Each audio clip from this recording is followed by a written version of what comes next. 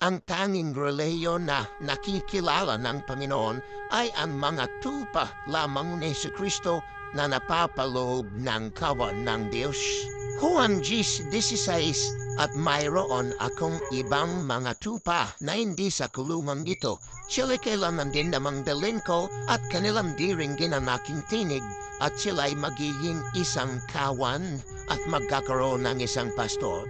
Sa madaling salita, ang tunay na mga tupa ng Panginoong Jesucristo ay nasa loob po ng kawan. At pagka wala po siya sa loob ng kawan, ibig sabihin hanggang sa ngayon, sila ay mga tupang nanaliligaw pa. At alam niyo ba, ito lamang ang bukod tanging relihiyon na pinangakuan ng Panginoon ng buhay na walang hanggan. Juan 10:27-28, nakikinig sa akin ang aking mga tupa, nakikilala ko sila at sumusunod sila sa akin. Binibigyan ko sila ng buhay na walang hanggan, kailanman hindi sila mapapahamak at hindi sila maagaw sa akin ninuman.